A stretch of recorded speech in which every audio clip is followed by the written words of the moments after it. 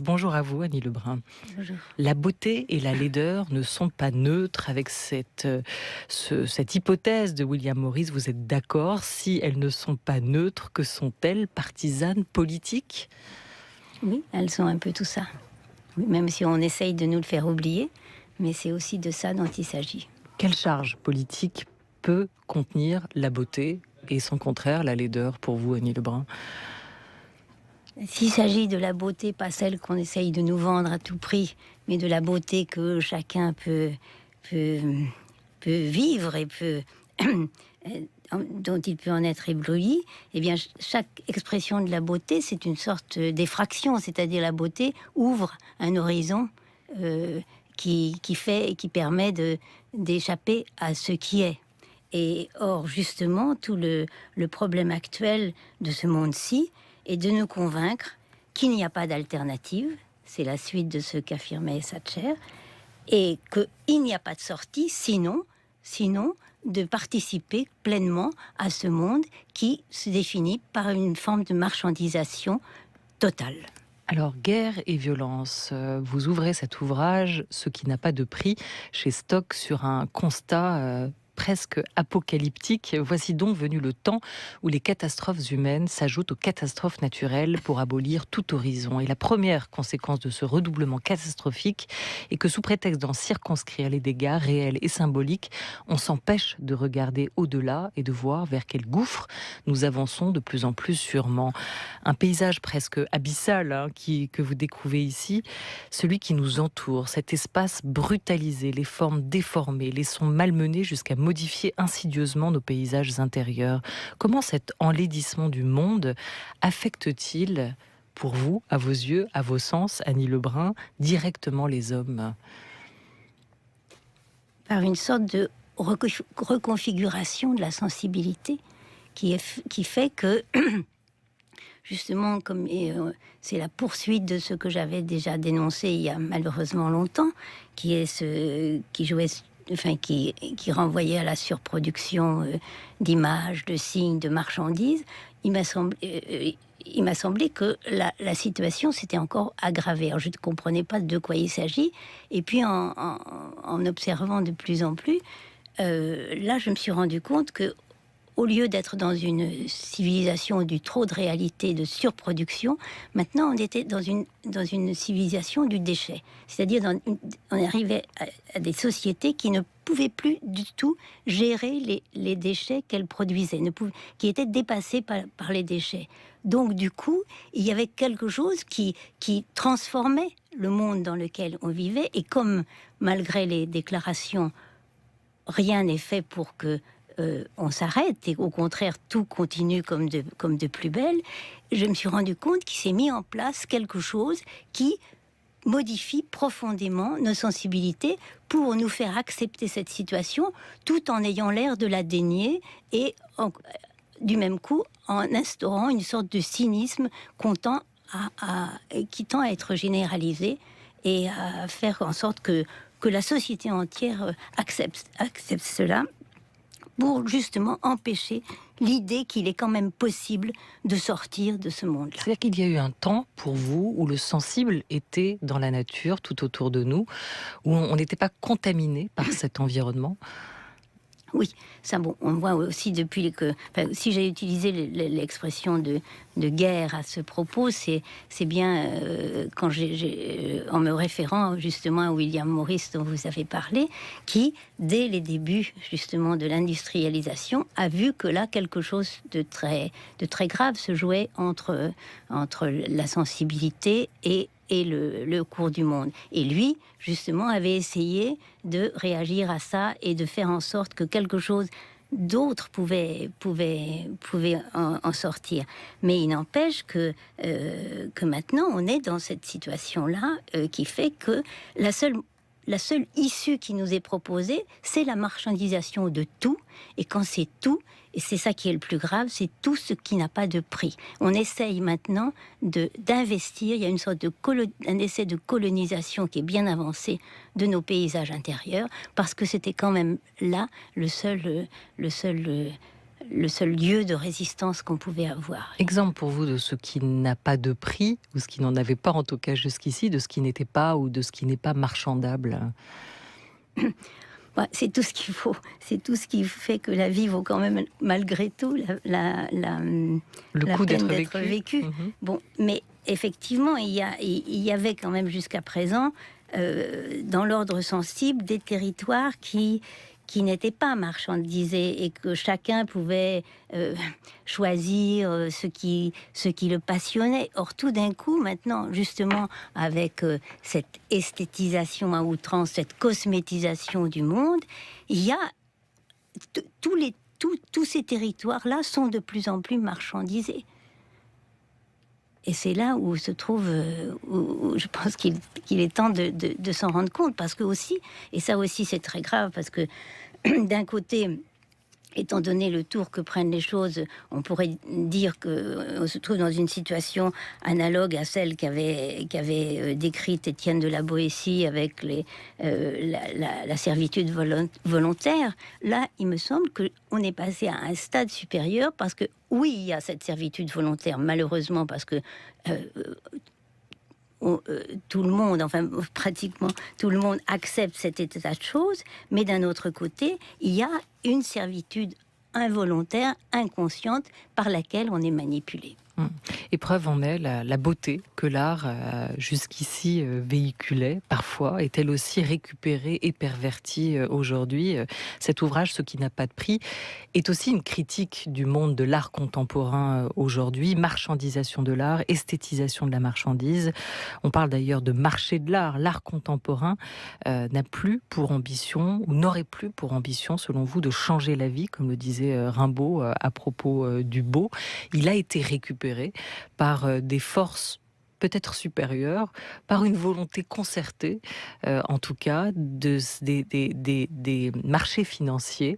Et c'est cette entreprise que vous tentez de décrire, ainsi que ses effets, ses conséquences sur notre vécu. Quels sont pour vous, aujourd'hui, Annie Lebrun, les mécanismes de légitimation de cette mainmise capitaliste sur le marché de l'art? D'abord parce que d'un côté on la dénie. Il y a quelque chose d'intéressant aussi. À la fois on voit qu'il y a une collusion comme jamais encore entre le monde de l'art et de l'argent, mais en même temps on la dénie en disant que tout ça que c'est pour des raisons culturelles, que c'est pour que le plus grand nombre de gens puissent accéder au monde culturel, alors que c'est complètement faux. Et puis il faut bien voir que cette soi-disant ce qui est présenté comme l'art contemporain, quand on regarde ce qui est exposés dans les différents musées des différentes capitales du monde,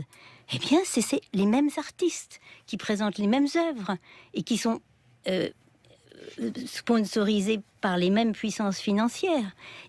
Et j'ai été très frappée de voir que ce qui se passe dans les musées, c'est la même chose que ce qui se passe aussi dans la défiguration des villes, où on retrouve les mêmes enseignes, les mêmes marques, les mêmes marchandises, et pour aussi arriver à cette sorte de dévastation qui se fait de tous les sites historiques, puisque aussi il y a cette mainmise aussi sur le passé, et cette prise en otage donc de tout ce qui a véhiculé l'histoire de l'art.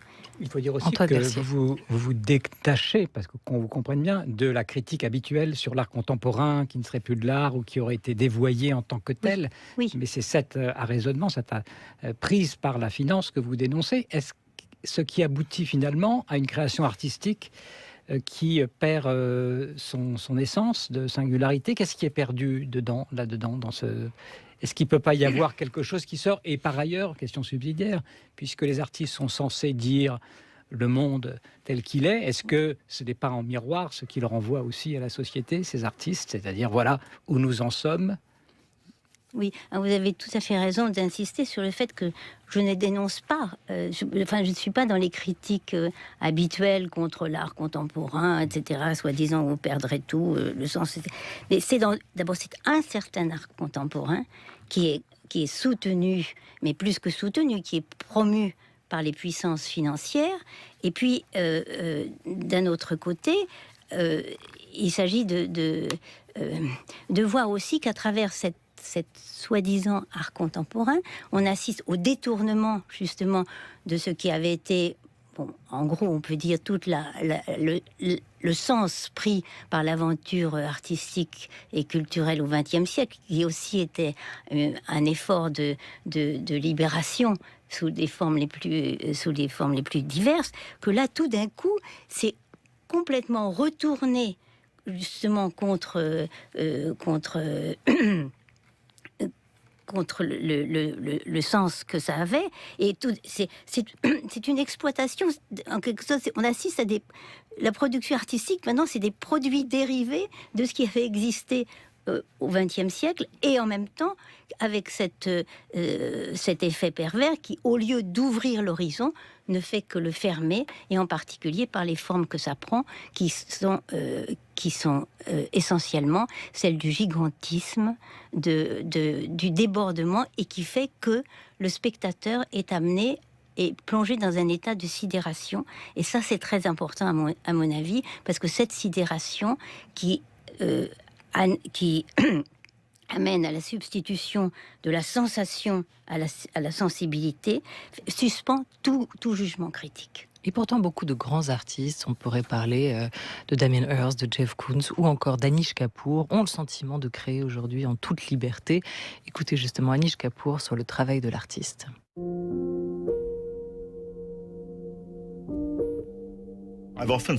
Souvent, j'ai dit que je n'avais rien à dire en tant qu'artiste. C'est parce que je crois que d'avoir quelque chose à dire, d'avoir un message, est quelque chose qui est embarrassant et qui gêne l'artiste. Dans l'atelier de l'artiste, il s'agit de recherche, de découverte, d'ouverture, de ne pas trouver ce que je connais, mais ce que je ne connais pas. C'est la seule chose qui me surprend, c'est ce que je ne sais pas, ce que je ne connais pas. Je crois que c'est ça le travail de l'artiste. Nous n'allons pas à la recherche d'une culture que nous connaissons déjà, nous partons à la recherche de quelque chose d'autre. Ce que je sais n'a rien à voir dans mon travail. L'artiste, quelque part, est un fou. Un fou du roi. Un idiot savant. Qui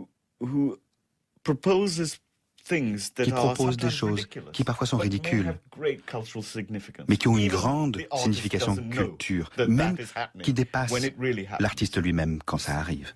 L'artiste en idiot savant, dépassé par ses propres créations, Anish Kapoor, qui n'a pas le sentiment de se voir établir des nouvelles normes esthétiques, mais plutôt de les révolutionner ou d'en créer des nouvelles par son travail. Annie Lebrun. Oui, alors c'est un document particulièrement intéressant, parce que quand Anish Kapoor dit qu'il va vers ce qu'il ne connaît pas, etc., il se trouve que tout ce qu'il ne connaît pas et tout ce vers quoi il va le mène à l'argent. Et à une sorte de, quand même, et c'est pas le petit argent, c'est des sommes colossales. Et puis aussi, pour donner l'exemple, et si ça n'est pas une question d'argent, cette histoire qu'il y a eu il y a à peu près 2 ans, qui a été quand il a acheté le monopole de la couleur noire. Et ça, c'est quand même tout à fait significatif. C'est pour la première fois au monde, non seulement il y a un artiste qui prétend monopoliser une couleur, le noir absolu, mais ce qui est encore plus grave, c'est quand on sait de quoi est fait. Il a réussi à l'acheter parce qu'il a effectivement tous les moyens pour le faire, mais quand les caractéristiques de ce noir absolu, c'est quand même tout à fait intéressant, parce que il faut dire aussi que c'est un noir qui est le résultat, une couleur noire qui est le résultat de recherches militaires, ce qui n'est pas indifférent. Et l'effet que produit cette couleur quand elle est utilisée sur des surfaces et sur des reliefs, c'est justement qu'elle abolit tout relief, et que quand elle absorbe la lumière. Hein. Oui, elle absorbe la lumière, et que tout d'un coup il n'y a plus que un trou noir. Et là, symboliquement, il y a quelque chose de très grave aussi. C'est quand on sait à quel point le noir, l'ombre, les ténèbres ont eu une importance dans l'histoire et de la peinture, de la représentation et de l'imagination, que tout d'un coup, on vous substitue ce résultat de recherche militaire où justement tout est aplati et d'où rien ne peut apparaître. Là, il m'a semblé que quand Amish Kapoor parle du fou du roi, c'est aussi un exemple flagrant de ce que je dénonce aussi, qui est le cynisme, justement, de toute cette génération d'artistes et aussi d'hommes d'affaires qui, dans leur pratique continuelle du déni, essayent de faire avaler tout ce qu'ils font et cette sorte de dévastation du monde et de la sensibilité dont ils sont à l'origine, de faire avaler ça pour quelque chose bien comme du second degré, de l'humour, etc. Et il y a toujours un degré supérieur de cynisme qui va permettre de faire passer les pires exactions. Il faut quand même un peu de génie ou de talent, non, pour faire ça, ou pas du tout. Dans la manipulation, oui, incontestablement. Ce sont des personnes qui savent très très bien ce qu'ils font et qui effectivement sont très conscients de la réalité de ce monde et qui ont décidé d'aller complètement à fond. Cet ultra noir breveté par Amish Kapoor, écoutez les conséquences que ça peut avoir pour le travail d'autres artistes, en l'espèce le Britannique Christian Furr, parlant devant la caméra de Stupéfiant, le magazine de France Télévisions. À mon avis, ce matériau devrait être libre sur le marché pour que tout le monde puisse l'essayer et créer différentes choses avec. Oui, mais nous vivons dans un monde de business. Oui, c'est vrai.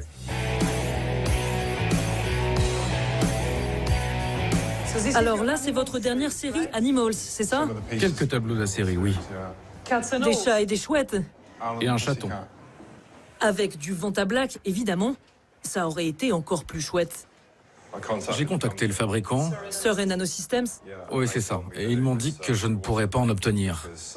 Tout ça parce qu'Amish Kapoor avait une licence exclusive. Et ça a quand même été un choc. Je n'avais jamais été dans une telle situation. Je n'aime pas l'idée de ne pas partager. Voilà, ce qu'on entend à travers cet exemple, c'est la particularité de cette situation où un artiste s'approprie une couleur. Alors à l'instant, Antoine Mercier, à la fin de son journal, souhaitait vous faire réagir aussi sur cette action en justice intentée par Christian Louboutin, Antoine, oui, qui demandait à pouvoir garder avoir l'exclusivité dans l'Union européenne de ces escarpins à semelles rouges. Sa fameuse signature qui est reconnue dans le monde entier. Et finalement, la Cour lui a donné raison. Enfin, en tout cas, il peut garder cette couleur sur ses semelles. Peut-être que ça, c'est pas exactement la même chose, mais malgré tout, c'est une appropriation. Quel est le problème fondamental ? La couleur peut être déposée comme une marque. Oui, et moi, je pense que c'est très près. Enfin, c'est pratiquement la même chose. C'est parce que aussi cette collusion entre la finance et l'art dit contemporain n'est pas non plus innocente, parce que tout ça aussi vise à nous faire assister à la transformation de l'art en marchandise, en marchandise financière, et de la marchandise financière en art. Et il y a même une sorte de concurrence presque de chefs d'entreprise et d'entrepreneurs entre les artistes et les gens qui les sponsorisent. Parce que tout d'un coup, c'est les personnages qui sont à la tête de ces puissances financières ont aussi une action artistique. Et aussi, ça n'est pas pour rien qu'il y a donc cette collusion de plus en plus grande entre l'art proprement dit, le monde artistique, et les industries du luxe. En quoi ça diffère véritablement du mécénat, on va dire à l'ancienne, où il y a toujours eu un soutien financier de la part des pouvoirs aussi, pour soutenir les artistes? Qu'est-ce qu'il y a de nouveau? Est-ce qu'il y a un seuil qui a été franchi? Mais c'est justement cette transmutation, cette possibilité d'interchangeabilité entre la chose prétendue artistique et la marchandise. Mais vous ne pensez pas que l'échange peut être équitable aussi? On peut évoquer l'entrée des œuvres d'art dans les centres commerciaux. On a l'impression que pour vous, ça c'est le summum du pire. C'est vraiment le stade esthétique de la consommation poussée à l'extrême, transformant le regardeur en client. Mais qu'est-ce qu'ils ont vraiment à perdre, les artistes, dans ce genre d'échange ou de partenariat? Je t'expose, t'embellis mon espace. Ils ont tout à perdre. Ils ont tout à perdre, puisqu'ils ne travaillent, contrairement à ce que pour avancer, ils ne travaillent pas pour eux, ils travaillent pour le capital. il travaille pour cette sorte de domestication d'envergure globale qui est en jeu.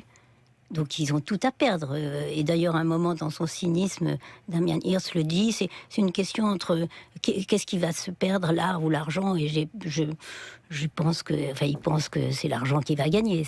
Il voit ça comme une sorte de combat quand même, de confrontation. Oui.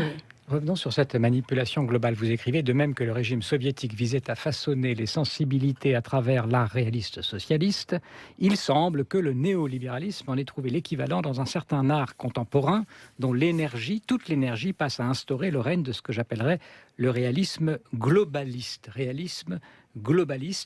Et la terreur, vous ajoutez un peu plus loin, si la terreur du totalitarisme idéologique est ici remplacée par les séductions du totalitarisme marchand, la spécificité du réalisme globaliste est de nous convier à notre propre dressage. Alors peut-être un mot quand même sur ce concept que vous avez forgé de réalisme globaliste, évidemment en référence au réalisme soviétique. Oui. Bon, alors ça vient de la remarque que j'ai faite tout à l'heure, c'est que où qu'on aille, on retrouve les mêmes artistes, les mêmes œuvres, le même arsenal théorique, justement, qui vous explique que ça a du sens, mais ça n'en a pas, que d'un autre côté, si vous êtes contre, c'est très bien parce que ça aussi a été prévu. Alors tout d'un coup, là, je me suis dit, mais de quoi s'agit-il ? On n'est pas du tout comme dans le réalisme, de ce que proposait le réalisme socialiste qui cherchait à imposer une idéologie à travers des images précises. Là, pas du tout. Tout est fait en sorte que vous êtes comme si vous étiez libre à ce point que ça n'a aucune importance ce que vous pouvez penser de la chose, puisque de toute façon ça a été prévu.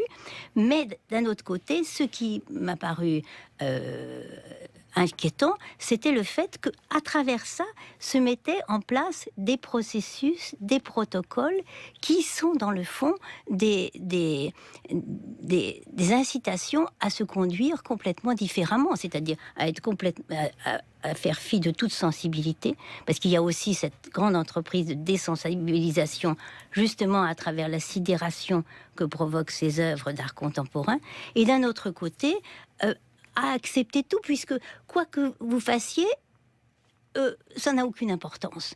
Donc ça crée une sorte de situation de soumission inconsciente et d'indifférenciation. À un moment, je parle de domestication par désensibilisation. Et c'est ça aussi. Désensibilisation, selon vous, est-ce qu'il y a une logique marchande qui consiste à mettre les hommes dans cet état-là pour pouvoir continuer à vendre et à faire tourner une machine économique ? Donc il y a toute une vision économique aussi dans votre raisonnement. Oui, je le pense. Une logique. Parce que récemment, j'ai appris l'existence, il y a un centre à Cagnes-sur-Mer, justement, où un immense centre commercial, où il y a, on présente, il y a un parcours d'art contemporain. Ce n'est pas par hasard, c'est un ancien directeur de Tokyo qui ménage ça. Et à la suite déjà ça fonctionne depuis un certain temps, et le directeur de ce centre commercial est particulièrement content parce qu'il a remarqué que au lieu de rester 1h30 à 2h, les clients de rester dans le centre commercial. Donc, on sait bien aussi comment sont faits les parcours de ces centres commerciaux, qui sont des parcours d'abrutissement pour inciter de plus en plus à acheter, que là, au lieu des 2 heures habituelles, on passe à 2h30, voire 3 heures, et que c'est grâce justement au parcours artistique. Et que, alors, du coup, ça participe de la mise en condition pour produire les consommateurs les plus appropriés, les mieux dressés. Ce qui n'a pas de prix, c'est votre dernier ouvrage manifeste, Annie Lebrun, votre Jusqu'à quand accepterons-nous ça ? On va peut-être se poser la question de savoir comment agir contre ce phénomène, quel rempart, comment lutter contre et ne pas se laisser emporter par la vague. 13h23 sur France Culture. Oui, l'art, c'est ce qui résiste. C'est ce qui résiste. Et c'est peut-être, non pas la seule chose qui résiste, mais c'est ce qui résiste.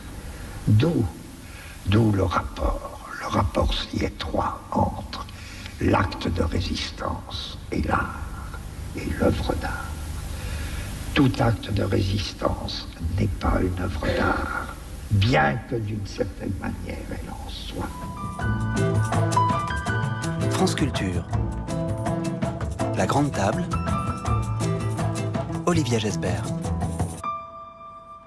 La société de consommation a saturé l'espace du désir, selon vous, Annie Lebrun. Il n'y a plus de place pour le rêve, ni pour la révolte. Alors comment affiner nos sens?